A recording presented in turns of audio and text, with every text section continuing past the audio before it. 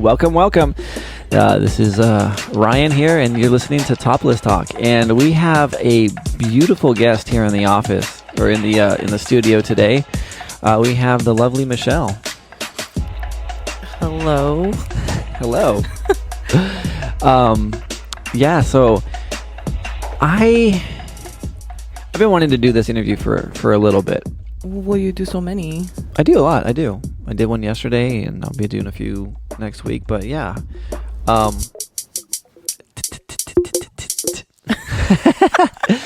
yeah. No, I've been wanting to have you on because I think that you have the ability to just be real and just speak your truth in a way that I think is really authentic, and I think it can relate to a lot of people. I love that. Yeah, I definitely have never done this before, so I might be a little bit weird. No, not at all. I don't think so. I think you're pretty chill, and we'll just be, having a great time. Good conversation. I'm shaking right now. Let me see. No, babe, you're not.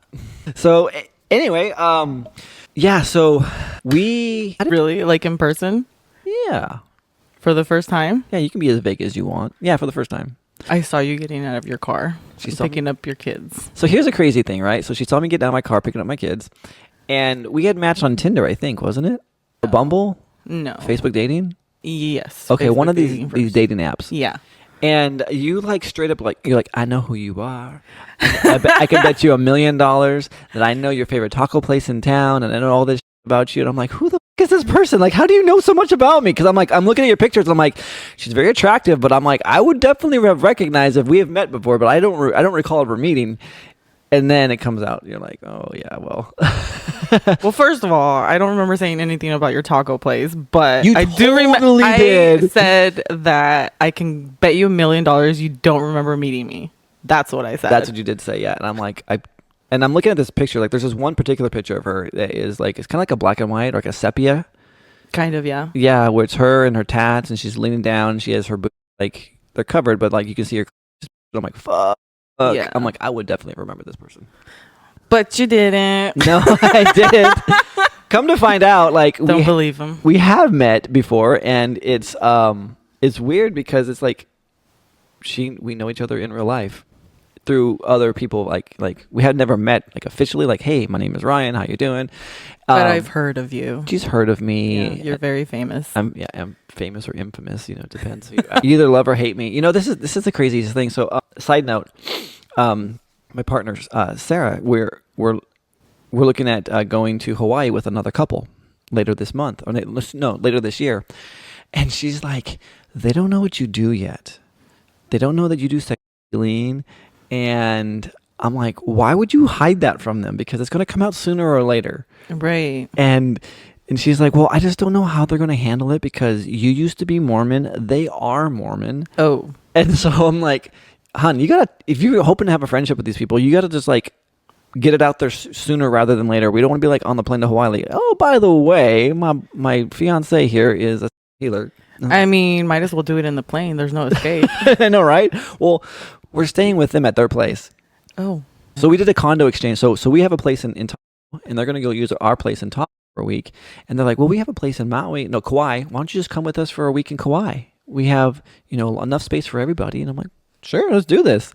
So she's all excited, but at the same time, this is where I'm taking this is the whole, people know me, I'm famous. I'm also they either love or hate me because recently, or even, yeah, she moved in, I think in February, and she met a woman at the gym that wanted to go hiking with her. She's oh, hey, yeah, let's go hiking.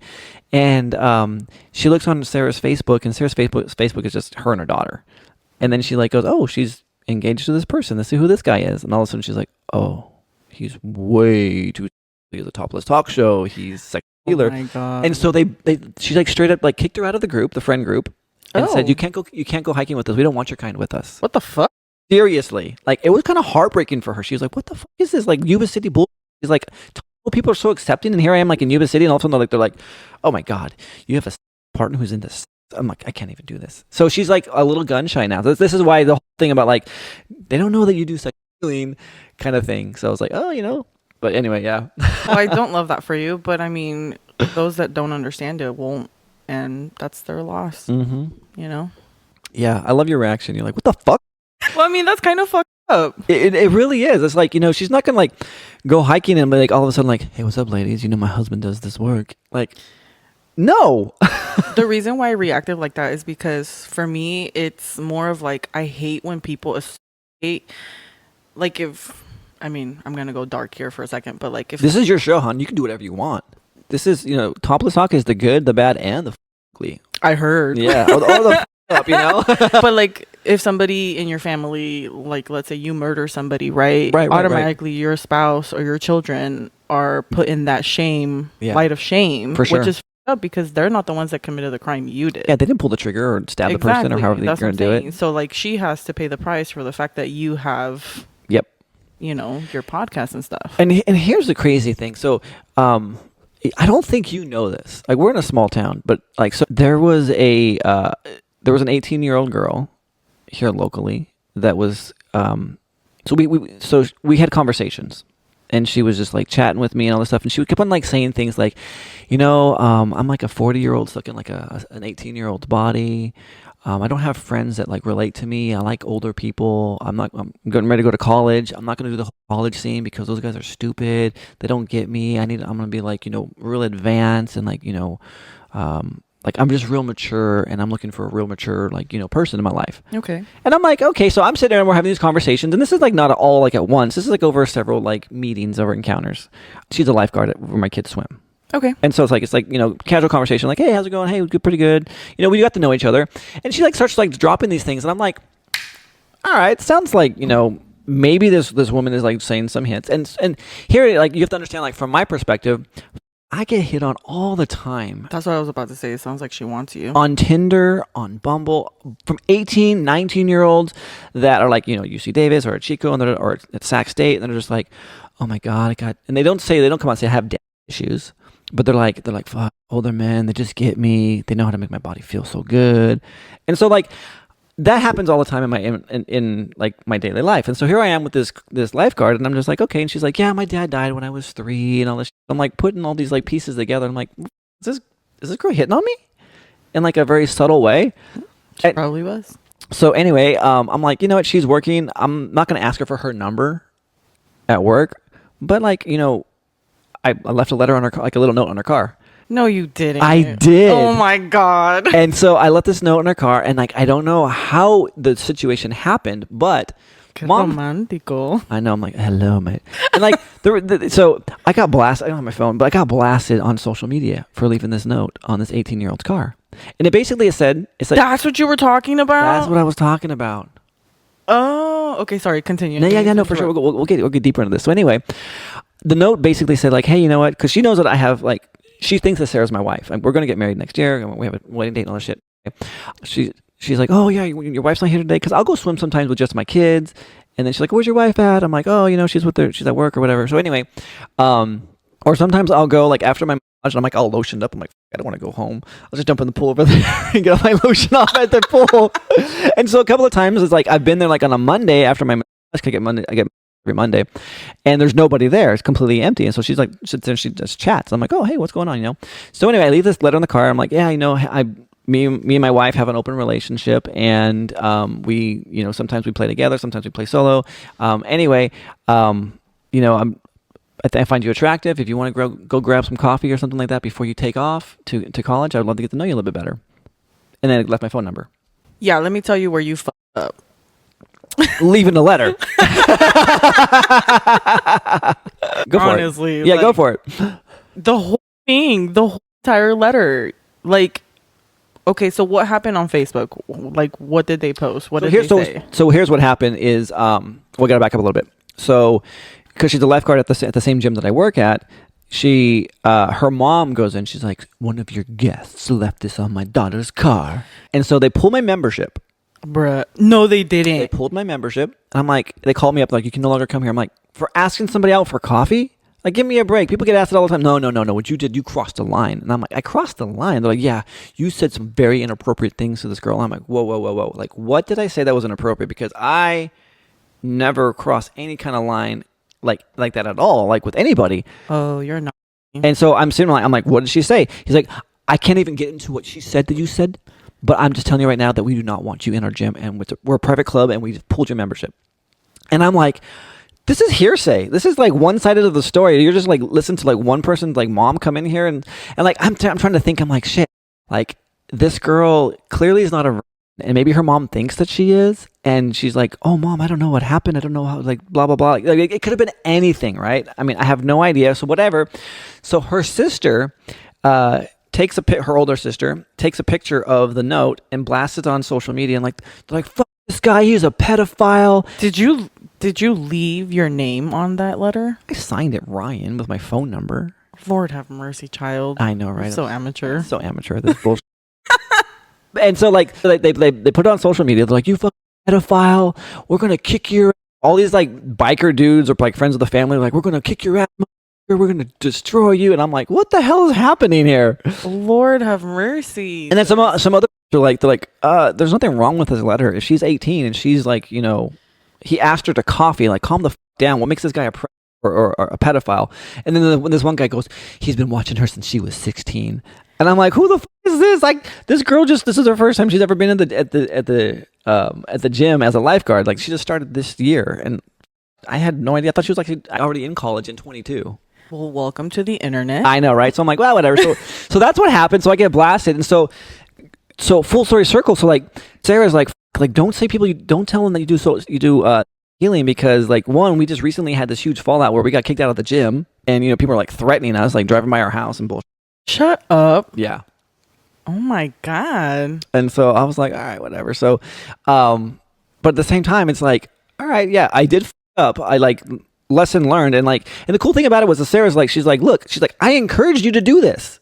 Right. She's like, I encouraged you to like, you know, if you thought that she was attracted, to go act on it. Like, she's like, I have no problems with that. But she's like, now we're dealing with this fallout in the community. You know, I got lynched basically. Practically. Jesus. And so, she's always like, she's like, I will stand by your side no matter what. So, but here it is with these friends, and she's just like, I just want to ease them into this, because she's like, I'm still a little bit like, you know, I got these wounds from people, you know, kicking me out of their hiking club because of the shit you do. And then now we just got kicked out of the gym because of what you do. Poor girl. Which is different, because like the gym, that had nothing to do with like healing. That was just me like, hey, you want to go on a date, basically. So like, Oh wait, hang on. Oh my God. So there was just one dude that was he put me on blast, and I'm like, who the is this guy, right? On social media On or social in media. person? No, on social media. Well, he also, because the phone number was there, he called me up. He's like, I'm gonna kill you, blah blah blah, like all this bullshit. So I'm looking at this, and I'm like I'm like trying to like stand my ground. I'm like, you know, I'm not gonna be like I did nothing wrong, Right. and people see that, but at the same time, then this guy's wife comes on. She's like, what the is your problem talking to these little girls? You like, you don't have like real people in your real life and all this shit. And I'm like, who is this person? So I go and I click on her profile and I look at her and I'm like, oh, she's this guy's wife. Hang on. He's 45. She's 23. Love that. And I'm like, oh my God, this dude's blasting me because I leave a letter on an 18-year-old's car, and I'm 42. This is 45 and he married a 23-year-old. Like, why did they get married? Did he fucking knock her up? Like, what happened? And then I'm looking back and forth, and she's like, I love you, Dad. You're the best dad ever. And I'm like, oh my God. And so I asked her, I said, hey, I'm just out of curiosity, asking for a friend. How old is your husband who you quote call Dad? And she's like, fuck you, stay out of my personal life. You don't need it. I'm like, But well, it's okay to get into yeah, yours. exactly. I'm like, well, yeah, Karma's a. And then he got all his biker friends, and I'm like, fuck, all right, that's it, I'm done. Look at you getting all the drama. I know, this is the first time ever, but I'm just like small town drama. But I read this quote the other day. Actually, my friend shared it with me, and it was, those who judge you are. I'm trying to like paraphrase it here, but it's like, those who judge you are sentencing themselves to their own conviction. And I'm like, this guy who's like the loudest caller, like calling me out like the loudest, is the guy guilty of the exact same thing he's telling me that I'm guilty. Well, I mean, of. it's kind of like those who Like everything accuse others of cheating are the ones that are cheating. that are cheating. Yeah. Yeah. I'm like, he's calling me like a. I'm like, dude, you're the one that married a 23-year-old. My God. Well, like my point before, you're like, hold on. What I was trying to say is like, what if the role was reversed, right? Mm-hmm. What if she left a note on you? I mean, I'm not trying to like, Yeah, no, for sure. justify what you did. Yeah. or justify the fact that, you know, what happened or the repercussions of it. But what I'm trying to say is, like, if the roles were reversed, she left you the note, would that have been the same outcome, right? Absolutely No, it wouldn't. not. No, right? No. Because, like, I remember when I was that age, I was hitting on people that were like 30 years older than me. I never had a problem with that. But then if you switch it around, Exactly. then it looked really bad. And then everybody's like, oh my God, that's It's a double standard, right? Yeah. Yeah. So men can't hit on younger women, but younger women can hit on older men. Right. And then they justify it as dad issues. Mhm. And that, like, makes it look Like it's okay. normal. Exactly. It's normalized. And then the reverse of that too is like, you know, men can go out and, you know, they can hook around all they want, and they're like, they're studs or machismo. They're like but if a woman's out there and she's having sex with all these guys, like, oh, you fucking, you hooker, you. Exactly. It's a double standard across the board. It's like, God. you guys, like, just be consistent. But you know what? This world has to have a division. It does. It craves a division and it craves drama. So Yep. even if nobody was involved in the situation and your intents might have been, sorry, Oh, you're good. your intents might have been good, but everybody's always going to start something. No, I was attracted to her. I was like, you know, yeah, before you go to college. I mean, I'm not saying my intents were like, you know, immoral or impure, but I'm like, you're 18, you're consensual. Let's, you know, go to coffee and see what's up, you know? Clearly you're saying to me like, hey, I'm, you know, 40-year-old stuck in an 18-year-old's body. No one gets me, blah, blah, blah. I mean, why didn't that get blasted on the internet, right? Oh my God. Yeah. And they're like, you're just trying to justify your desires and all this shit. I had a friend, she reached out to me. She's like, look, you know what? The best thing you can do is make this thing go away. And she's like, I see I see how you're standing up, and I see how you're poking these guys, like you're exposing them for the hypocrites that they are. She's like, good for you. However, let it go. And like, she's like, fall on the sword, and fall on the sword hard.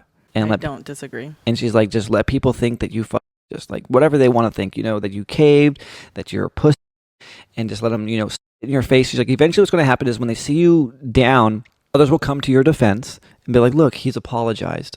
Let him be. Like, it's enough. She's like, the more you fight, the more they're going to like get rallied up and want to, like, you know. Yeah, you're feeding the anger. Exactly. So I did that. I fell on the sword really hard. And I'm not ignorant to what they're saying. And like, I have a 14-year-old daughter. And so like, if my daughter was, you know, in 4 years, 18, a 42-year-old man was like, hey, what's up? You know, how you doing? Blah, blah, blah. Like, yeah, I would probably feel the same way too. Like, I'm not ignorant to this. Right.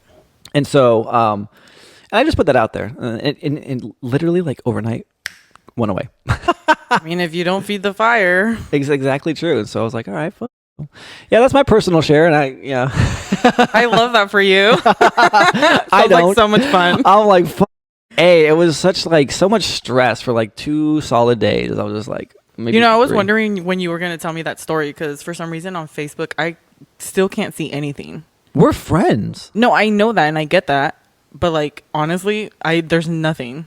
Oh, so me falling on the sword, I left it out there for probably about 3 days, and I started getting calls from people and like friends, like, hey, are you okay? Hey, you did nothing wrong. Like, hey man, it's just Facebook. Like, let it go. Like, just like, I'm here for you. Like, they thought I was gonna like take my life. Oh, That's how bad. I mean, those are good friends though. Yeah, that's how hard I fell on the sword. Gotta check on that mental health. Like, I fell hard on this one. Like, just like showing to everyone, like, just, it was awesome. So now that you're further down in the situation and everything has calmed, how do you feel about it? How do you feel about it now? It's a great question. Who's interviewing you? Me. No, like, so, like, if I were to go back, I would do it again. I wouldn't leave the note. I would be a little bit more open with the conversation and be like, hey, you know, I find you attractive. Do you want to go grab coffee? And then at that point, I would then really know what her intentions were. She'd be like, oh my God, no, I never thought that. I just was expressing my concerns or how I feel to a stranger. Or she'd be like, yeah, you know, this is perfect. That's, you know, I get off work at whatever, you know, and that's it. So I've learned a lesson. Yeah, just don't leave evidence, basically. Yeah. So let me go back to something that you just said, and not trying to say that you're like a hypocrite for it, but Yeah. like going back to what you said about your daughter. Mhm. If that was your daughter, you would get upset. Why would No, you I wouldn't get upset. No, I see their perspective. Right. No, I would not. So if a 42-year-old man hits up my daughter, I'd be like, okay, my daughter already comes to me and tells me that she's attracted to women. So she also tells me like all these things. So my daughter, if that happened, I think would come to me and be like, no, Dad, I actually find this person attractive. Okay. These are some of the things that I would caution you about this person. And then I would let her make her choices. That's good. That's the kind of dad that I am. I love that. Yeah, I'm not going to say, "Oh my God, no, don't be with this person at all." No, I would definitely caution her and be like, "Okay, let's look at what his intentions are, and if there's something there, then just explore, honey. Go for it." I love that. Yeah. Saved yourself on that one. Oh my God. This is who I am. No, it's really nice to hear that because, like, growing up in a household where, I mean, I showed my mom the world of, like, toys. I took her to her first shop. Hell yeah. I took her to her first, like, Did you show her how to insert it? well, no. She wouldn't allow me to go that far. She would have. I mean, yeah, why not? I mean, I've taken that woman to go see how I get my Brazilian done so that Aquí, she can, mamita. huh? Aquí. But like, I grew up in a household where it's just like is not normalized, right? And my past traumas, you know, I've developed such a high drive, and I had no idea what I was doing with it, right? Right. So, You know, I have a phrase for that. I've kind of like, so when someone, especially when someone comes out of a relationship and they're like they become hyperalized, they are unknowingly, accidentally trying to heal themselves, which is near impossible because you don't know you're doing it and you're trying to do it on accident.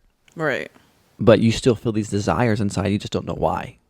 You're like, I got this hyper drive. I just got to go out there and just, maybe that's my body telling me that's what I got to do. When it is telling you what you got to do, but if you do it on purpose, oh my God, the healing is amazing. I mean, I can speak for facts right now with my journey that I've been experiencing. So I definitely, I mean, I'm 30 years old. Yes. And barely experiencing things for the first time. It's amazing. But what I was trying to say with They don't know that we've worked together. Who? The audience. Oh. What I was trying to say is it's nice to have a parent figure that normalizes sex. Yeah. Because you grow up with the wisdom and knowledge, not just only to like explore, but also explore safely, right? Right. And some of us didn't grow up with that. And when we did explore, it was like, you know, it practically felt like it was force exploring. Right. By an individual or individuals that were doing stuff that I had no idea at that time that it was not okay. Right. Right. So that's the thing. Like, you know, if nothing gets talked about, then you think that, okay, either This is everything is normal. wrong or everything's okay. Mm-hmm. When you're right, there are some things that are like, no, that is not okay. Right. Like looking back now, I'm like, yeah. So the way that I technically lost my virginity was not the right way to go. Do you want to share about that? Yeah, I mean, I don't care. It's with a guy that I used to date in high school. Okay. At that time, I was 16 years old, and I believe he was 25. Okay. Or so he says. But later down the road, we found out that that is not his true identity. Oh, so I really don't know how old this guy was. But how the hell? that's a longer story. Okay. Yeah. But he practically like invited me to a quince in Fresno, or Modesto. One of the two. Yeah. And I already had, like, you know, I'm 16 or no, I'm 15. Oh, it was your quince, like I never had a quince. the real quince where you lose your like. Yeah. So I already had like an idea. I'm gonna play. I'm gonna explore. Right. We would a lot. So like I really wanted to kind of try it out. Yeah. But I started my period. Oh God. Right. So I was just like, I don't know. I don't know about this. Yeah. But technically, when it got down to it, he said, if you love me, you let me do it. And I said, well, I mean, I do love you. And so he started petting my vagina, and he didn't like it because it was obviously bleeding. Hello. Does he not know this shit? Right. I mean, I did tell him, but right. He was just like, I don't like it. So I need to go through the back. So he forced himself through my ass. Shit. So that's how I lost my virginity on both holes in one day because God. I was told if I didn't love this person, That you know, shit. I couldn't do that. Yeah. My mind as a 16-year-old, I love this man. So I gave myself to somebody like that without really like enjoying myself or enjoying my body or experience. So it was horrible. It was a really horrible experience. And then later on down the road, I find out that this man's identity is completely false. He's actually way older. And yeah, it was such a mess. This is the guy that they were trying to portray me as. I mean, there's real people like that. No, I totally understand that. Yeah. The guy was amazing. I'm not trying to bash on him. He was a really good person. My family really liked him at that time, but was that the only time you had sex with him? No, we had sex numerous times. Oh, after that, okay. Yeah, I really explored my sexuality with that kid. Oh, right on. Man, whatever. I'm like, kid. But yeah, that So that's why I say, like, it's really nice that you do that for your daughter or for your kids, actually. You know, Right. teach them that it's okay to be tickled. Yeah. Is that what you call it? That's what you called it. What? When? You don't remember? Oh, God. Yeah. It was like a long... So my daughter was like 3 years old asking. Your daughter? That was your kid, your son. Remind me of the story you're talking about. Okay, so, like, remember I was heading out your door and your kid came up running to me. He's oh, yeah. So, okay, we got to give context here. So, Sorry. the reason I say that is because I did a show yesterday and we were talking about the same thing with my 3-year-old, and she asked me, like, you know, hey, does it feel good when dad puts his in your vagina? And mom's like, yeah, it kind of tickles. That's what I thought you were referring to. Oh, yeah, no, I don't know about that. No. Michelle comes over. So one of the services that I perform is a yoni massage, and this yoni massage. Great experience, by the way. Get it done. Yeah, 10 out of 10, right? 10 out of 20?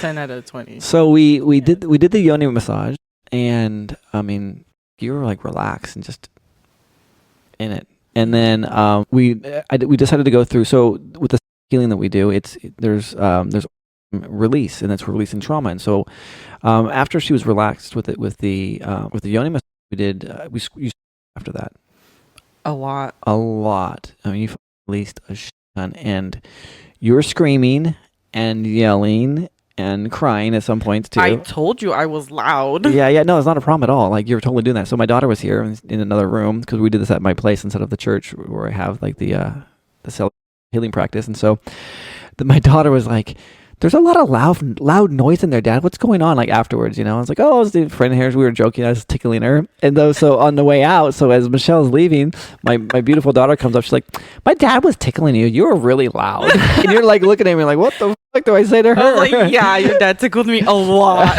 Yeah, I tickled your fancy. That was honestly the highlight of that day. Oh, God. It wasn't all the releases you did? No. No, but honestly, yeah, that was phenomenal. And also the fact that I really truly cried, and I couldn't stop crying until the next day. That's right, you mentioned that. Yeah I was still crying when I left.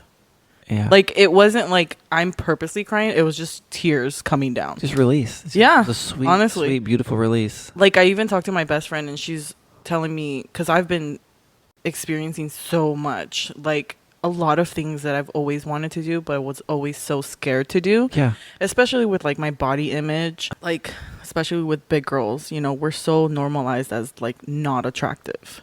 And it's such a because I swear, and everyone should know this, that curvy women have the best looking breasts. And I hear you. Yeah. And I validate you, but other people don't see it that way. Well, that's more for me then. Right. But, you know, it just sucks. So that kept me from doing a lot. So, like, I recently experienced with going with Ryan to a new lake.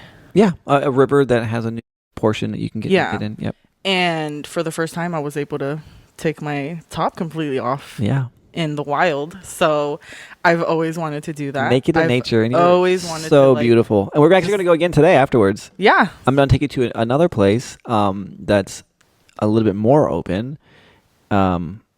Where you'll be able to enjoy the nature with a lot of people either joining us, being together, or enjoying you being. Right. Like, I'm here for it and I love it. But it's definitely been a journey, and a lot of that stems from, like, what you've given me, what you've provided me, you know? And I love your growth in the journey that you've been on. Thank you. Yeah. I also see there's a light in your eyes too. Like, when I first met you, I mean, you were like this cool person, but I could tell like you were kind of numb inside. And like now I can see like I was really numb. You're awake. You know that. Yes. But yeah, no, it's been great. And my best friend, she tells me that ever since I started this journey with you, like, I've definitely changed my ways of like how I am. I'm definitely more confident, more like, you know, I normally have eyes, but like you have eyes all the time. I know. Like people now. I literally get called out all the time when I go out with my friends. They're like, "Stop, Michelle! Like, this is but like, gets them free drinks, so relax." That's right. There you go. But you know, she's right. It's been wonderful, and I definitely feel like empowered by it, especially after that day, like the yoni, and I cried so much. Oh yeah. Like, I released so much, yet gained like 5 times more. That's beautiful, because what you've done is you've made space by releasing. Mm-hmm. You've made space for new, beautiful, more beautiful things to come in. Oh yeah, like yesterday, which is why I didn't answer you. But yesterday I experienced something new. Oh, tell. Yeah. Do tell. For the first time, I was able to enjoy myself in broad daylight, fully naked, Where? in somebody's backyard, in a pool. At your best friend's? No. Oh, hell yeah. Yeah, so I won't go into much detail, but that's somebody's private life. But Yeah. I was individually able to experience that, and normally I would be I like, oh my God, love like, that no. for you. But I just like, clothes came off, and I was just walking around smoking a blunt and Yes. enjoying myself, and I was like, who am I? You're an amazing, beautiful person. That's who you are. So yeah, thanks to you, I've been able to enjoy this journey. But a lot of it stems from you. Like, you kind of opened that door and allowed me to walk through. Mm-hmm. But just picking it up myself, like especially with my health journey as well. Yeah. I weighed myself this morning, and I am at 230. Okay. I haven't seen that number in like 6 years. For reals. Wow. Yes. Congratulations. Thank you. I think we have, where is it at? He's like playing with his keyboard. There we go. I had it there somewhere. Yeah, that's fabulous. Yeah. I love that. Thank you. I love it too. I'm here for it. And here's the best part about it, right? Is like, I know you're giving me credit for it, but really you trusted me enough to show you that you already had it within yourself, that your body worked already the way it was designed to work. Mm-hmm. And then you've been doing all the work. No, like honestly, and it stems back to like your experience with that 18-year-old. You truly have a sense of like comfort, like a safety zone, like a space for somebody to just like practically like either trauma dump or release. Like that is just automatically normal, like it radiates from you. So I can understand why she told you what she said, and maybe you kind of like, or you're like, oh, okay, but I can understand why she told you, a stranger, like how she's feeling, because that's how I felt the first time I met you. Right. I was able to feel safe to speak out on like my T's and F's, thoughts and feelings. Yeah. You're able to give me the tea. Yeah. This I'm curious, because you said that you are in the process of exploring. So what are some of these desires and explorations that you want to experience? Oh man, that's rated R. This show has been very PG rated. I think it's time to step it up a bit. Honestly, I don't think I'm there yet to express the things that I want to do. Fair enough. But I will say that I'm very open and going with the flow with what the world gives me. Like, I'm not holding back anymore. I'm not gonna let my fear of clothes are coming off. My fear of like my legs or my stomach or anything that I find insecure hold me back from what I want to do. And you realize, and I'm sure you know this too, like whatever makes us insecure today, it's just a snapshot of time. We are constantly evolving and moving and growing. And so as we, what we look like today, it's not going to be like tomorrow or a week from today or a month from today. And so, sorry, I had a burp. No, you're fine. And so that's like the beautiful thing about this journey that we have. But the most important thing is that we love ourselves now, which you're already doing by, the fact that you just strip down completely and freely, like loving who you are. Yeah, it's definitely and the wild. the more you love yourself, the more you're going to be like, you know what? I love myself. I'm going to do this X, Y, and Z because I love myself, and this is what's going to make me healthier and happier and whatever it is. But it all starts with that love first. Yes, 100%. I will tell you one thing that I do want to try. Okay. I know you've been to this place Don't before. give me those fuck me eyes. But glory hole. Oh, yeah. I want to try that. That is definitely on my to-do list. Do you want to be in the glory? I want to be in it. All right.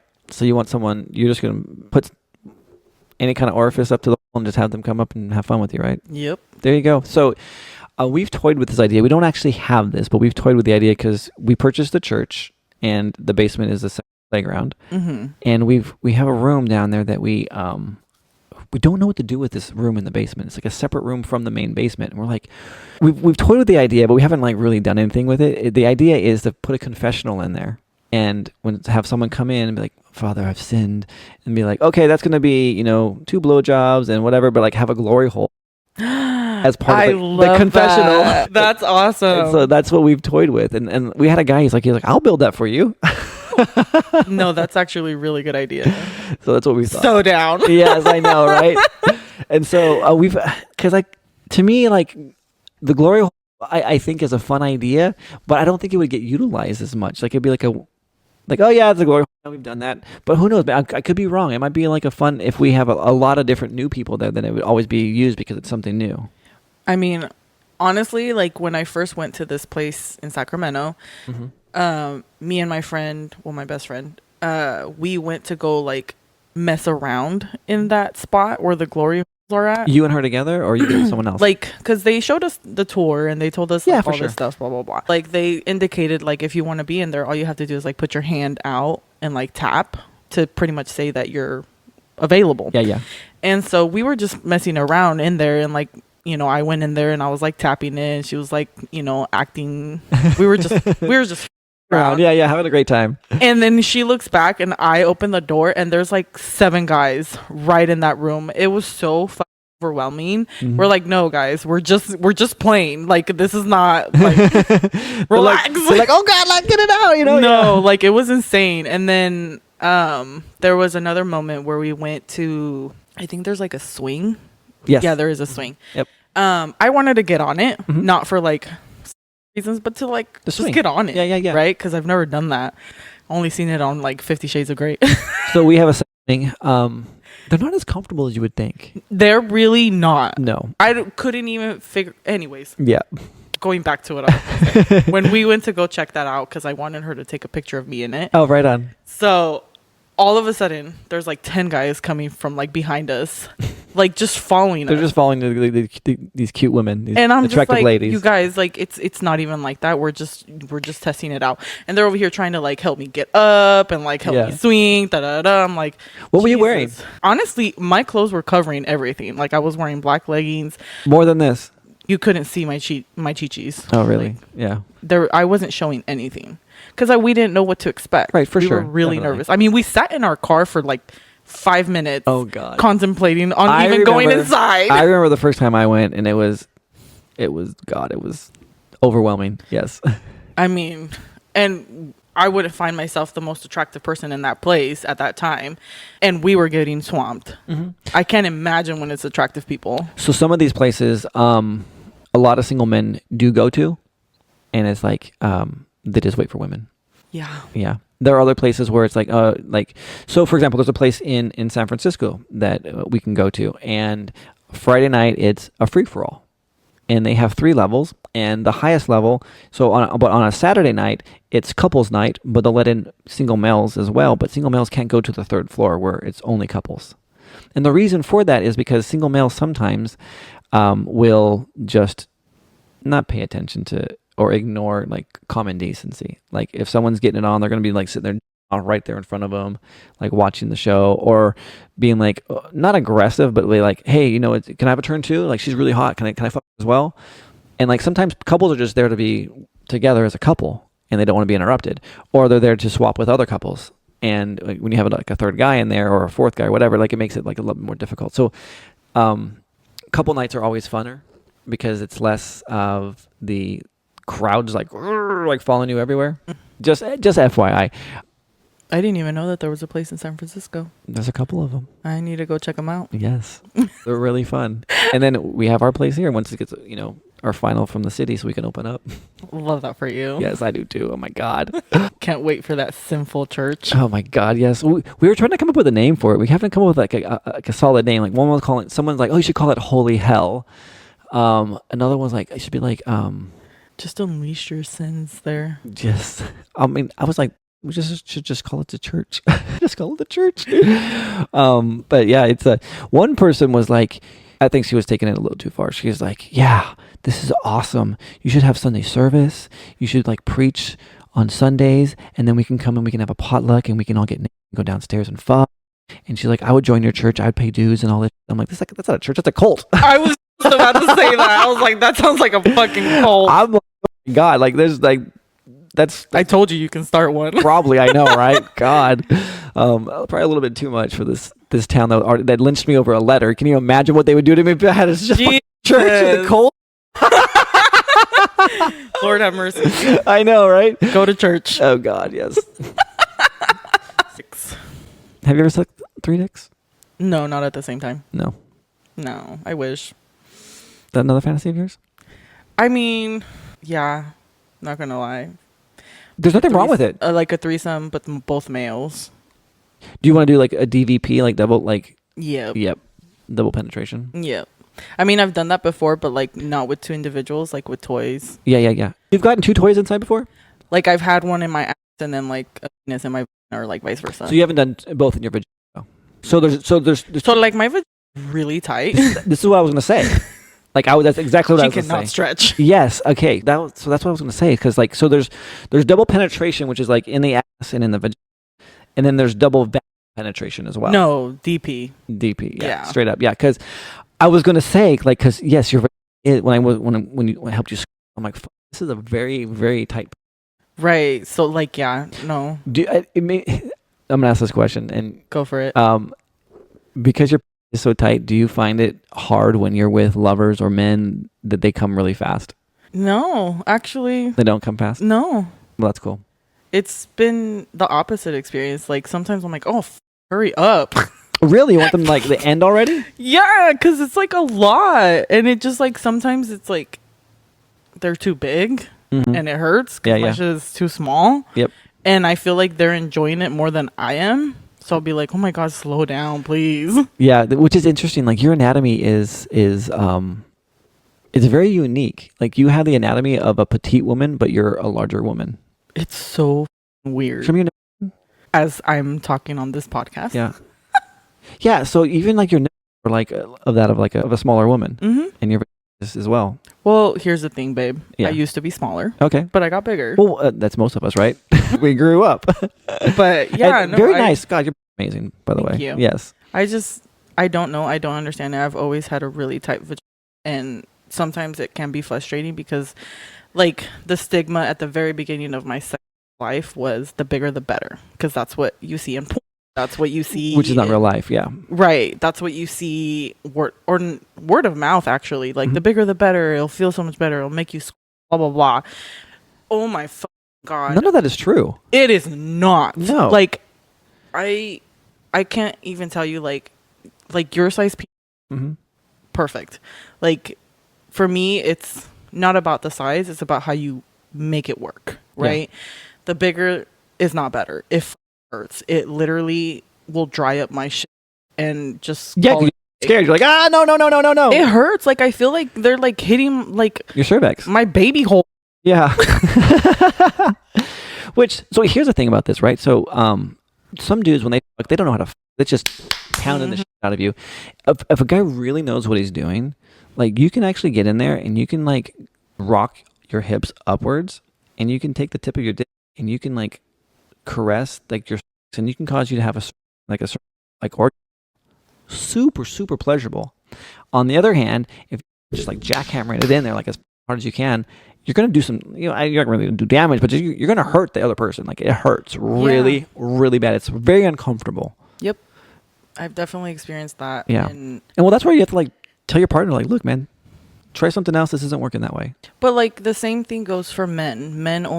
Some men only know what they see online, what they see in what they hear from their friends. And sometimes it's just like, it is going non-existent because a lot of people are just straight to like on these dating apps, right? I would put, I'm just looking for like a friend with benefits, right? Right. The first thing I get are dicks. Like, what the does that mean? That is not attractive. That is not something that turns me on. No. Guys think that women are attracted or turned on by visualization, which they're not. I'm like emotional. They want to have an emotional appeal. They want to be like feeling that that you're vibing, and then you can feel them.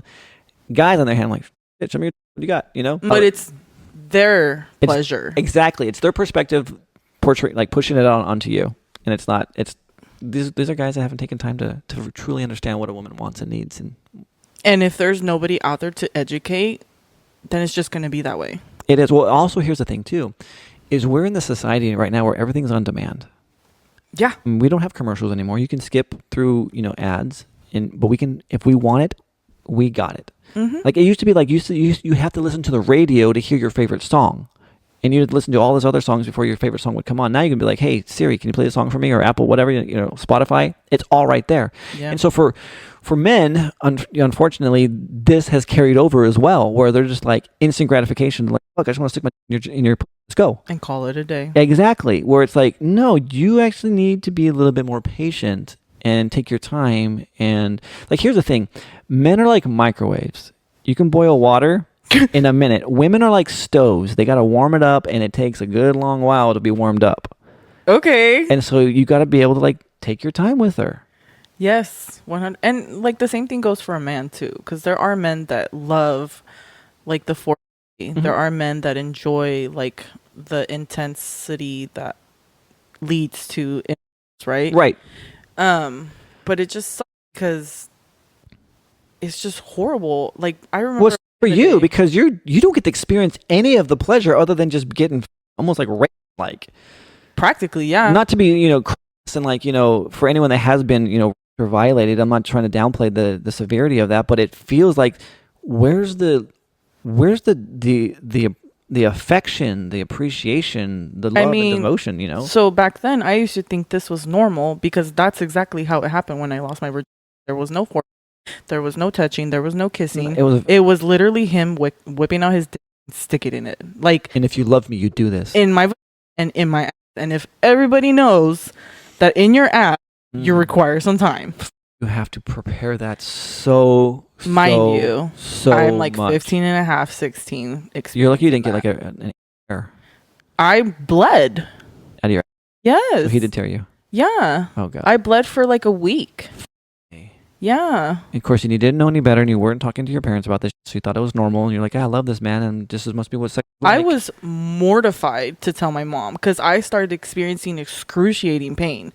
Okay. And then I told him about it, and he ended up ratting me out, which I'm kind of thankful for. He ratted you out? Yeah, he straight up told my mom that he like fucked me, and I needed to see a doctor because I was dying. Yeah. Oh my God. I can call my mom and tell you right now. No. I trust you 100%. So, I mean, obviously she was upset, but like she was more concerned of like getting me to a doctor. But why did she let you continue with this guy? Why what? Why did she let you continue with him? I don't know. That's the crazy part. My mom, her upbringing is very, very difficult. Her trauma is very hard. Yeah. Her past is horrific. So my mom doesn't know any better. Yeah. My mom let me make a choice of being with this guy and continuing or not, right? Yeah. It's still at 15 and a half. I know. It's a major decision that may have needed some hand holding, but here's the thing. Can't change the past. It was my choice though. Like I don't. You would have done it anyway, probably. Yeah. If she would have said no, you probably would have like, oh, you know what, I'm gonna do it anyway. So my mom's always been like that. Like my mom's always been like, if you're gonna do drugs, if you're gonna drink, I'd rather you do it here, know how it feels. Yeah. Before you're out there and making those choices and like driving or something like that. That's what my daughter. She came to me with that as well. She's like, I want to try marijuana. Mm-hmm. And I'm like, okay, how do you propose you're going to do that? She's like, I want to, one night when it's my turn to be with you and spend the night, I just want to try marijuana and just see how I feel and all this stuff and just know that I'm safe here. Yeah. I'm like, okay, I mean, the fact that she can do that with you, I could say no, says a lot. and she'll go do it somewhere else. Exactly. Because she's already decided that she wants to try it. Exactly. So, I mean, I always said if I were to ever have kids, that was if I were to ever, which I'm never.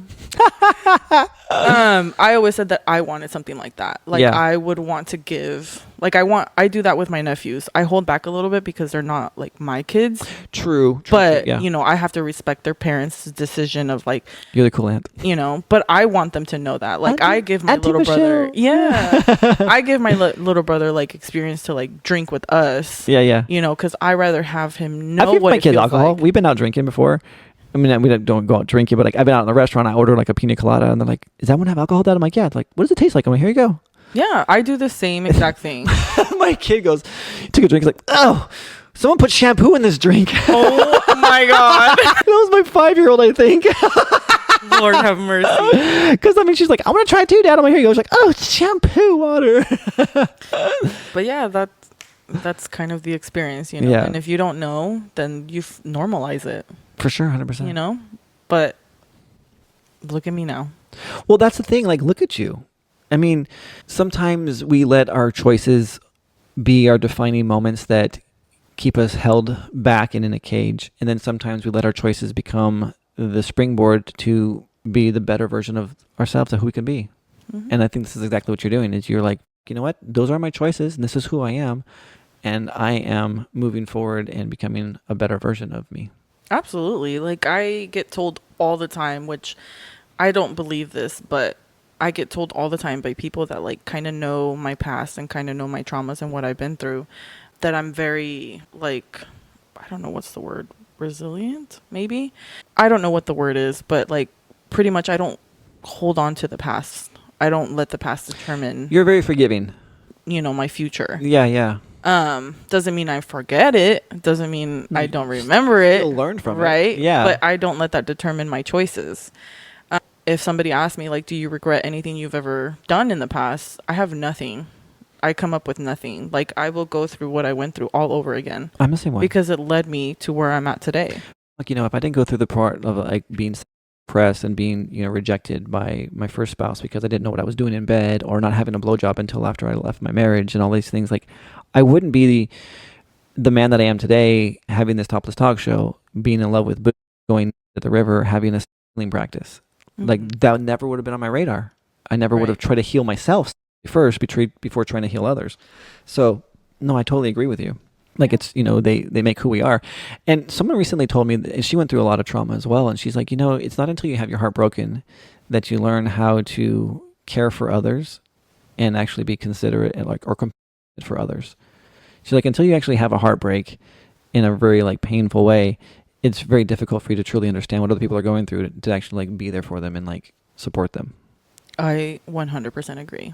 I've never had a heartbreak from a male figure, but I've definitely had a heartbreak from a female. Oh yeah. Yeah. Well, I mean, and I use heartbreak as like a general term, but I mean just like trauma in general. Like, no, like, I'm not trying to downgrade what. Yeah. Like, I'm agreeing with you because I recently went through a really horrible, which I did speak with you about, a really horrible breakup with somebody that I defined as a person, as my person. But in that healing process, in that journey, I mean, I went down a spiral. I went down to like depression, anxiety. Yeah. Like, I couldn't drive. I would have anxiety attacks to where I would have to pull over. I would cry. Go ahead. It was horrible. And in that process, I found somebody special. I found somebody amazing. And at first, I didn't want to really open up to her because I didn't want it to be like I'm trying to fill the void of missing this other person. Right. And so what I allowed myself to do is really truly be myself with this person, really truly be who I am. And once I did that, like, I was able to give myself 100% to her. And in return, she gave me like 200%. And I love it. Like, I love this girl so much. I would take a bullet for this girl. And I've only known her for over a year. That's so beautiful. And it feels like I've known her all my life. Like a lifetime, right? Yeah. It was just meant to happen. Yeah, there's so much beauty in there. And it's like, you know, we talked about like, you know, when you're holding so much trauma that you can't have room or space for new, it's the same situation. Like, you were so in love with this one person that you couldn't see that there were other options out there for you that may have been even a better fit for you. Yeah, I really thought I thought that door was going to close for me. Yeah. That I no longer was going to have somebody that I can call on any occasion and have that support, or have somebody to laugh with or enjoy life with. And then she came along. God, that's so beautiful. I swoop her up. Like your mom, bitch. I really did. I really did. Oh, I love that. I said, look at you. Like, you were like, your face is so just lit up. Your eyes, you're blushing. Like, you are just like, I love her. Happy. Yeah. I love her. That's all I can say is she's an amazing person. And I'm thankful because she also does help me be the person that I truly wanted to be. Oh. And she's such an inspirational person. Like, she is so independent. She is a go-getter. She definitely develops Wasn't she not me at first? You're like, oh, I don't know. Everyone has trauma. He's just bull. Well, I mean, which is a good friend you would want, right? That she's gonna like, honey, I don't think this is, the thing about that is like, don't get me wrong, I was skeptical at the beginning. I think too. everyone is. I mean, like, you're like, are you really gonna read my boobs? Yeah, can you really tell someone's personality by looking at their tits? Right. Well, as you know. But it's true. You can. Like before, Yeah. if you would have told me this, I would have been like, you know what, I'm good, right? Right. But now with the journey that I was on before you, which it was just a little bit, I was just like, I'm just gonna give it a try and see what's up. Got nothing else to lose, right? Exactly. And I'm kind of happy I did. Actually, not kind of. Very happy I did. Well, I mean, we were driving to the river the other day, and you're like, oh my God, like I actually can drive and not have any kind of like anxious feelings. Yes. Like your life has changed, not just, but like in other areas as well. You're blossoming. Well, I mean, it's all coming from the same At root, work too. Yes. It's like people don't realize how much something so small, like a small little trauma, something that you like. She tends to put stuff away in what she calls a box. Yes. And by doing so, it creates boundaries that doesn't allow her to do things, right? Right. So when people what people don't realize is when you do something like that, it's just holding you back. It truly is. And I want to circle back to something you just said. You said you have to go to the root. So, everyone wants to focus on, if you think of like of us as like a tree, for example, like we have roots and we have fruits.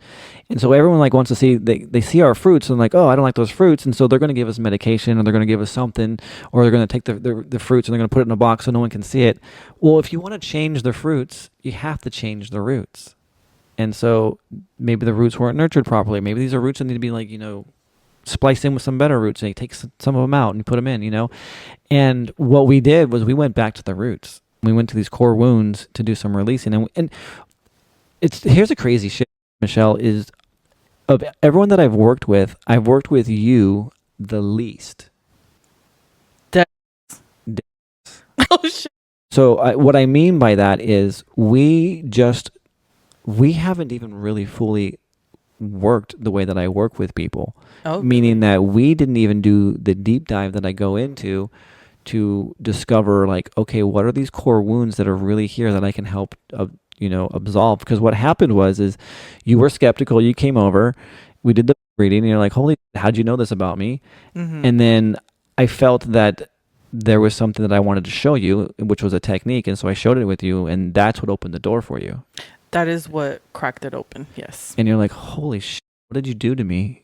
And then you came back and said, I want a yoni massage. And then we turned that into a release. But it was as good of a release as that was. It's not as deep or as profound as it could be, because I never fully started to work with you the way that I work with my other clients. So you're telling me you're holding back on me? No, what I'm telling you is I'm so upset. Yes, this is exactly what happened. is no, you came to me, and the reason why I agreed to do the yoni early on was because you said you'd never had an orgasm before, and I'm like, woman, like this is like you're as women at 30 years old, you definitely need to experience an orgasm. And so I wanted to give you that gift, and I also wanted to reconnect you, because you said that your body was not connected, that you had a disconnect from the mind to the body from some of the trauma that you shared with me. I mean, you experienced that for yourself. For sure, 100%. Yeah, I touched your breast and you're like, I just feel pressure. I don't feel anything at all. Like nothing turns you on. It didn't do nothing for me. And then after the release, after we did some releases, I could touch your nails and you were getting wet. Mm-hmm. You had a. Well, yeah, that's what you said. Yeah. I wasn't paying attention because I'm busy. And so, but now, like, if I were to touch your, you would probably, let me see, let's test this. Oh, God. So, like, he's touching my breast now, trying to create an orgasm. No, not an orgasm. Just touching her neck here. Why don't you share with them what you're feeling? I feel you touching me, and now she's getting wet. So I'm definitely connected. I think that other one's left out. Do you think so? Yeah. Are we still recording? Of course we're still recording. What just happened? Well, look at that. So that was something that wouldn't happen before. You would never get around. They would just sit there. They'd be just like flaccid. And if you would feel inside, you would feel how wet I am. I have no doubt. Yeah.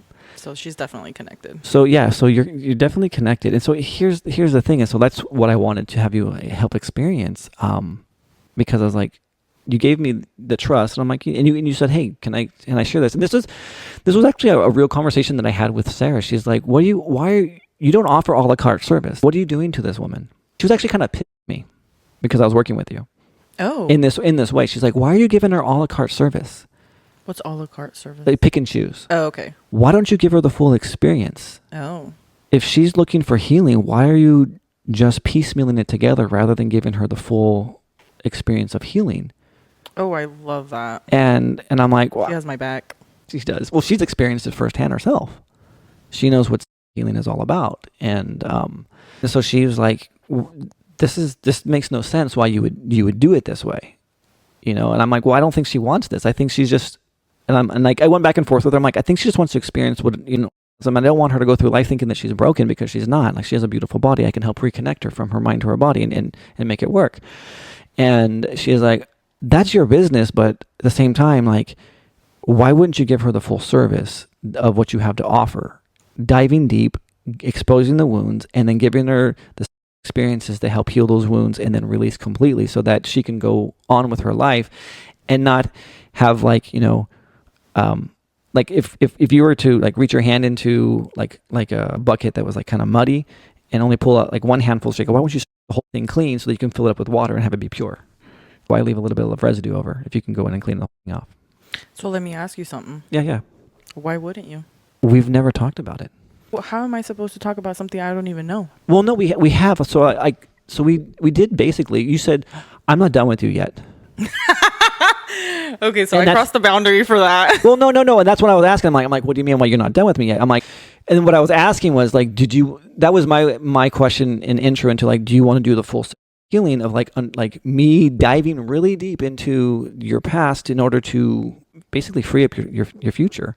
And you took it a different direction. And I'm like, no. I'm not like this is not Ryan's for hire over here.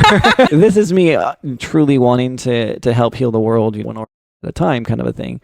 But yeah, like of all the people that I've worked with, so again, what I say is, you've received phenomenal results by having the least amount of work done to you. Damn. Yeah. Look at me go. Just imagine. I know. I recently did therapy on Thursday. Mm-hmm. And I was talking on the phone with her. I love her. And I was just smiling from ear to ear. I love that. And mind you, I was just like smoking on a hammock and just chilling and talking to her on the phone. And she was just like, I'm just so proud of like your journey. I talked about you a little bit. I didn't really mention you by name, but I talked about like, I've been in this journey. He's definitely opened my eyes, and like, especially with my self-image. And she was really genuinely happy for me, because for the first time in my life, I actually she got to see part of me that nobody's ever seen. That part of me that didn't want to live. And that part of me that was very tired of being alive. Yeah. And I was waiting for that session with her to like release all of that. Mm-hmm. Because it was a really bad day. And that was the worst day I've ever had. And she got to see that. Yeah. So she got to see my lowest, and now she's seeing my highest. Well, peaking my highest. Currently high, yeah. And she was so proud of me. And I just told her, I'm like, look, I'm not going to lie. I probably don't need sessions every other week, probably once a month, but I don't want to completely cut off, because I don't want to get too caught with the idea that I'm like, okay, I'm good. I don't need this. Right. So I think that also correlates with you, mm-hmm. In the sense of like, she's healing me mentally. You're healing me in like the body wise. Yeah. Like emotionally and physically. Emotionally, like all that. And it's very rewarding to have people to support you like that. It's so beautiful. I had a client probably about, I want to say 3, maybe 4 months ago. And she's like, fuck. And we just did, it was our second or third session together. She's like, fuck, I have been in therapy for 7 years. And what you just did today has cleared up more than I've had in 7 years of therapy. And I'm like, I can't argue with like the results. And then I had another person, probably about 2 or 3 weeks ago, who also has been in therapy. I think she says she's been in therapy for 13 years. And she recently, we did a session, and similar situation where she was in a very abusive lifestyle, where her husband took her away from her family, took her car, Damn. took everything. She was in the middle of nowhere, couldn't move, couldn't walk, couldn't do all this stuff. Jesus. Just trapped her basically. And excuse me. And so she has been struggling to regain her identity after being stripped of who she was. She was numerous times by him. You're my woman. This is what we do. When I say it, you give it to me, and all of this shit. Real. I don't want to downplay the severity of it, and I also don't want to downplay the mental illness that comes with veterans that have PTSD. Trust me. He was a veteran, and that was like crazy. Just dealing with a lot of shit. Anyway, so fast forward, we have this session. She's never been. Funny thing is, all the time she's or whatever, she's never had an orgasm ever, and so she keeps telling her therapist, she's like, I'm broken. There's nothing wrong. My body just doesn't work. I'm broken. And she's like, I'm tired of you saying you're broken. So anyway, we do this session, and sure enough, her body works just fine. She's able to do everything that anyone else is able to do, maybe even a little bit better, because it was her first time, and so she was not like, holding back anything. That's good. And so she tells her therapist, she's like, yeah, I met this man. He's a healer. And her therapist, first thing she says was, I need to stop you right there. Healing is not a real thing. And she goes, okay, I hear you. I understand what you're saying. She's like, no.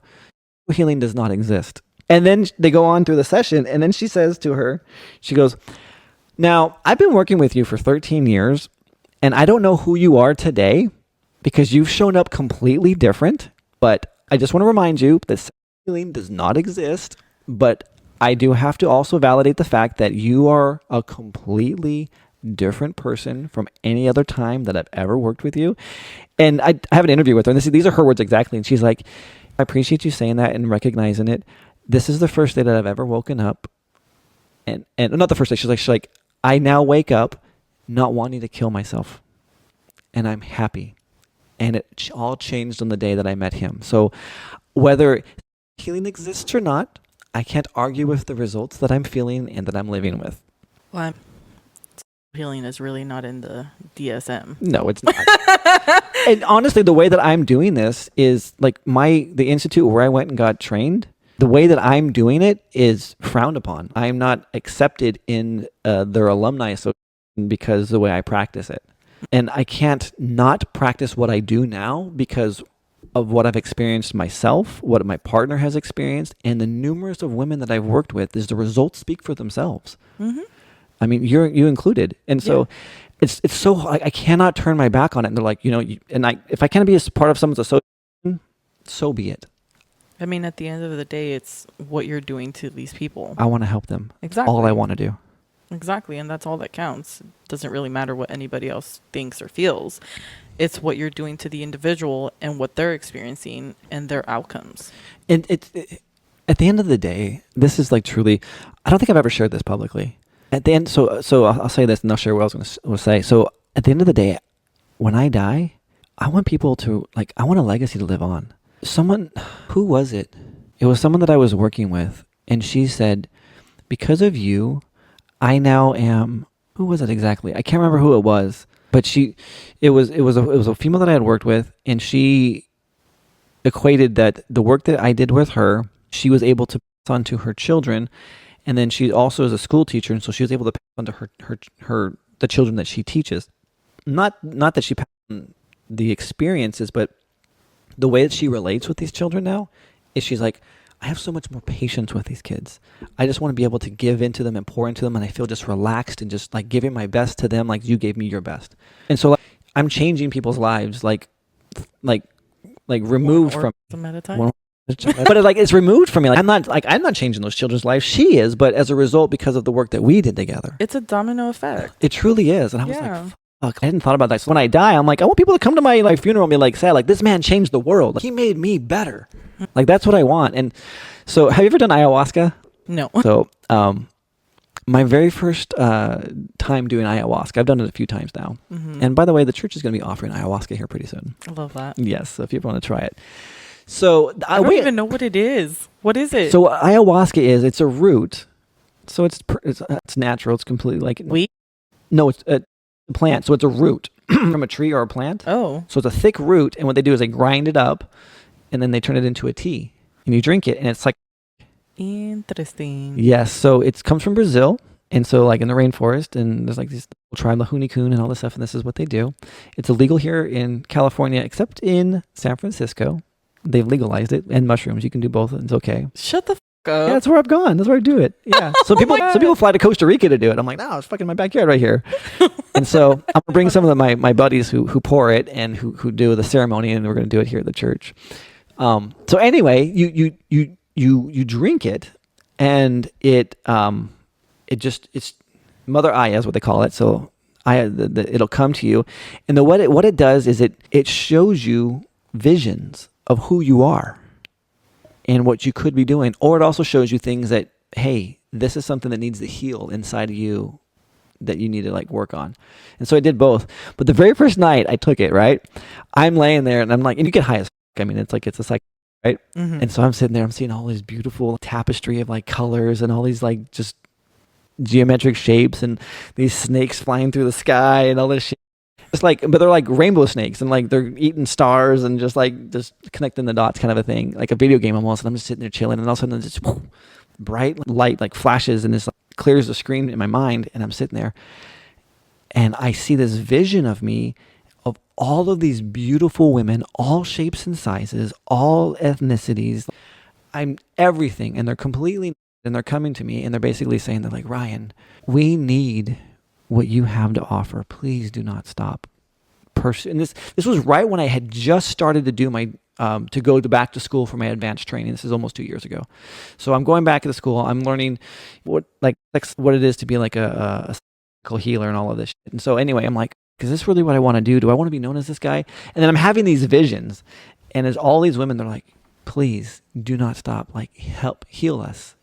And there's like this line of like just like hundreds and hundreds and hundreds of just women. And I was like, that was the encouragement that I needed to like push through and to actually do it.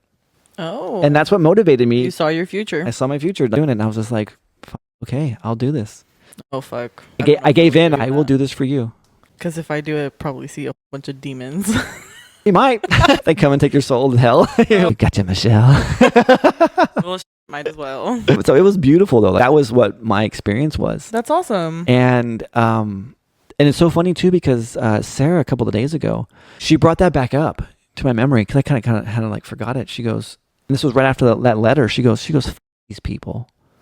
And what people think about you. You had a vision. You're going forward with this vision. Do not lose sight of that. You're here to help people and just move forward.